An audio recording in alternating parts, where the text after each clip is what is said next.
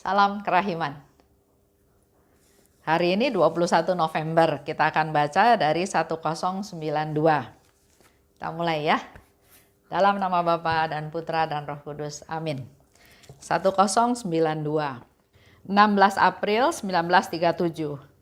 Hari ini ketika keagungan Allah menyelubungi aku, jiwaku tahu bahwa Tuhan meskipun sangat agung, suka akan jiwa-jiwa yang rendah hati. Semakin rendah hati suatu jiwa, semakin senang Tuhan menghampiri jiwa itu. Dengan menyatukan diri erat-erat dengan jiwa itu, Tuhan mengangkat jiwa itu ke tahtanya sendiri. Berbahagialah jiwa yang dibela oleh Tuhan sendiri. Aku mengerti bahwa hanya cintalah yang bernilai. Cinta itu agung, tidak suatu karya pun dapat dibandingkan dengan satu karya cinta yang murni dari Allah. 1092. Itu terjadi 16 April 1937.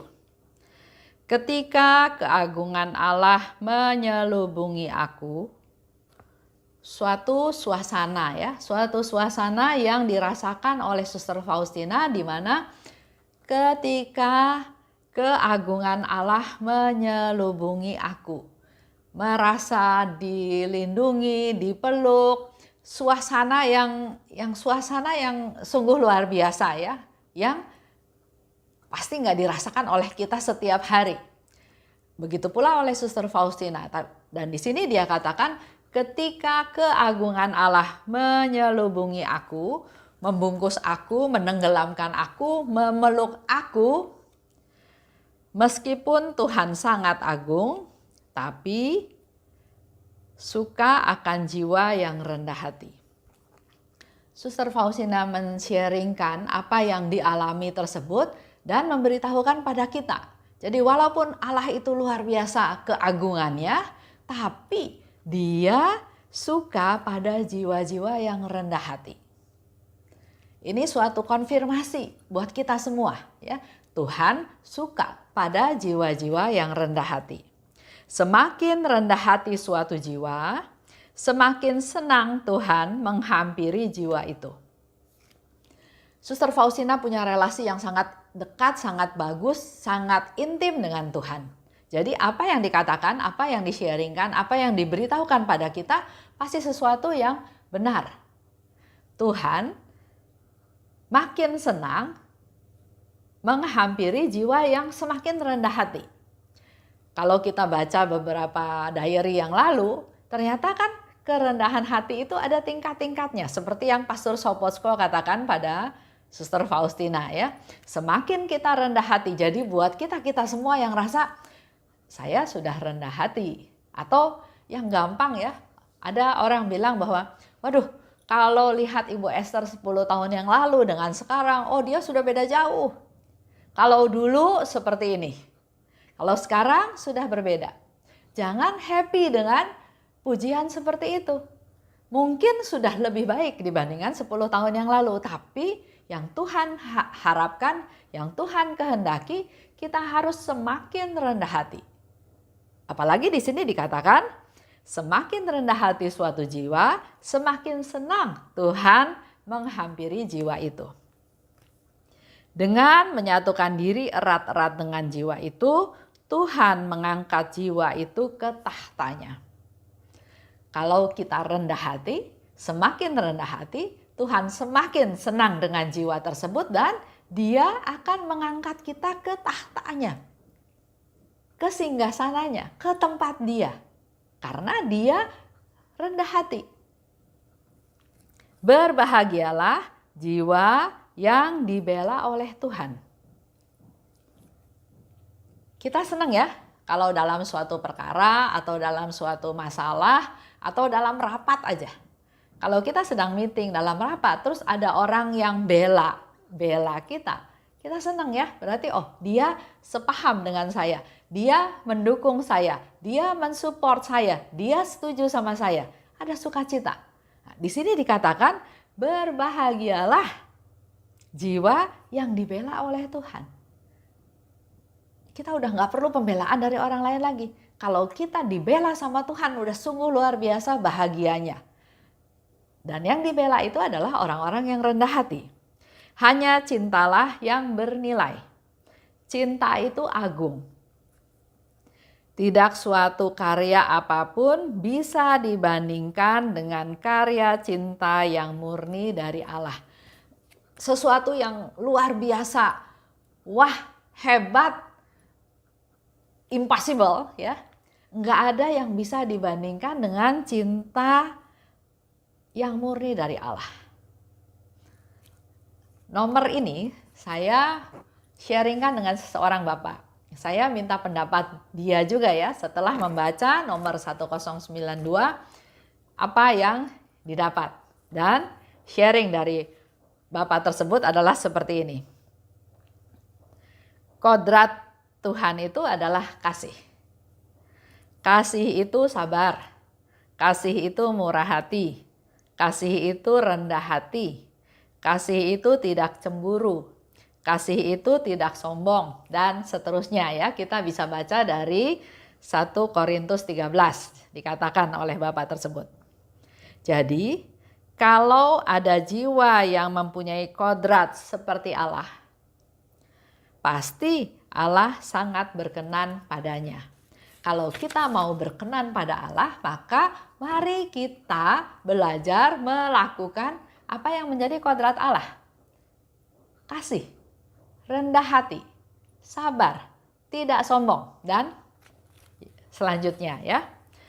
Seperti dia memberikan satu contoh, seperti dia bilang kalau ketemu dengan orang yang punya sifat, yang punya watak yang mirip, yang sama, ya. Pasti kalau ngobrol itu enak. Ya. Jadi Bapak ini mengumpamakan kalau bertemu dengan seseorang, kalau beda pendapat, beda watak, beda tujuan, beda semuanya beda, pasti obrolannya nggak nyambung. Tapi sebaliknya, kalau ketemu dengan temannya yang punya sifat yang sama, watak yang mirip, maka ngomongnya juga jadi enak ya. Jadi enak, jadi cepat akrab. Kita seperti berjumpa dengan kawan yang lama katanya ya. Yang akrab karena pembicaraannya seirama, pembicaraannya nyambung. Nah, saya kasih contoh. Ada suami istri ya. Dalam pernikahan, dalam perjalanan pernikahannya ternyata suaminya melakukan suatu kesalahan ya. Dan kesalahan itu baru diketahui oleh istrinya setelah sekian tahun. Pada waktu istrinya tahu, pasti dia merasa kecewa, merasa marah, merasa sedih, merasa nggak dianggap, merasa dihina. Hal itu berkecamuk dalam hatinya ya. Dan dia nggak bisa nanggung sendiri, sehingga dia bercerita. Dia cerita ke temannya. Ya. Pada waktu dia bercerita ke temannya bereaksi, kasihan sekali kamu, ditipu, dibohongin sama suami, kamu nggak dianggap, kamu dilecehkan, padahal kamu yang cari uang. Udah orang seperti itu, suami seperti itu, tinggalin aja, jangan seterusnya. Di satu pihak dia berpikir bahwa apa yang dikatakan oleh temannya itu betul. Tapi setelah dia evaluasi, apa yang dikatakan oleh temannya itu nggak sejalan dengan hati nurani dia. Disuruh balas, dia bukan orang seperti itu. Disuruh marah, dia juga bukan orang seperti itu. Disuruh tinggalkan, dia juga bukan orang seperti itu. Nggak ada kenyamanan. Ya. Suatu hari dia bertemu lagi dengan temannya yang lain. Dia juga sama, mengungkapkan cerita yang sama, bukan mau bercerita karena temannya yang tanya dulu, kok muka kamu ruwet? Kamu habis nangis ya? Kamu lagi susah ya? Ada apa ya? Jadi akhirnya dia bercerita. Nah, setelah bercerita dengan temannya ini berempati sama dia. Merasa kasihan, tapi bukan disuruh fight, bukan disuruh berantem, bukan disuruh ribut, tapi dia mengajarkan apa yang Tuhan firmankan. Ampuni dia. Orang yang sedang jatuh dalam kedosaan, tetap dosanya memang Tuhan juga nggak suka. Tapi pendosanya itu tetap Tuhan sayang. Jadi kalau dia suami kamu sayang sama suami kamu sayang sama keluarga kamu nggak mau keluarga kamu berantakan, maka rangkullah. Sama seperti Tuhan juga merangkul kita-kita yang berdosa. Dia mau wafat, dia mau menderita, dia mau disalib untuk membela kita yang berdosa. Nah, kita yang sudah ikut Tuhan, maka kita pun meneladan Yesus. Coba mengampuni dia, coba merangkul dia, coba mengangkat dia lagi supaya dia masuk ke dalam pertobatan dan enggak terus-menerus berbuat dosa. Waktu dia diceritakan hal seperti itu, dia juga berontak. Tapi dia merasa nyaman karena apa yang dikatakan oleh temannya itu sejalan dengan apa yang ada dalam hatinya, dalam pikirannya, bahwa saya harus kuat, saya harus bisa mengampuni suami saya harus bisa mempertahankan keutuhan rumah tangga saya harus bisa berkorban untuk keutuhan keluarga ini. Jelas ya? Jadi dia bisa bercerita ke dua orang yang berbeda, tapi dengan cara berpikir yang berbeda, pasti hasilnya juga berbeda. Dan dia mencari titik yang nyaman, yang aman, yang cocok, yang sesuai dengan dia. Langkah selanjutnya, dia minta kekuatan pada Tuhan. Dia minta temannya untuk berdoa buat dia supaya dia bisa menjalani hidup ini. Suaminya boleh salah, tapi saya nggak mau jadi orang yang salah. Ya, jadi itu yang dia lakukan. Begitu pula dengan sharing tadi dari seorang bapak ya, dia katakan kalau kita ketemu dengan orang yang sepaham, rasanya enak ngobrolnya, seperti teman lama. Begitu pula kalau kita kembali ke cerita yang kita baca hari ini ya. Kalau kita melakukan sifat-sifat Allah, maka Allah akan senang menghampiri kita. Maka kita akan bisa merasakan cinta yang murni dari Allah melalui setiap kejadian yang kita alami. Itu aja ceritanya untuk hari ini ya. Mari kita sama-sama tetap belajar, tetap melihat situasi yang ada, keadaan yang ada untuk tetap berpegang atau bersandar pada Tuhan. Kita tutup ya dengan doa. Dalam nama Bapa dan Putra dan Roh Kudus. Amin. Allah Bapa yang Maha Baik, kami kembali bersyukur dan berterima kasih atas apa yang Kau sudah berikan kepada kami.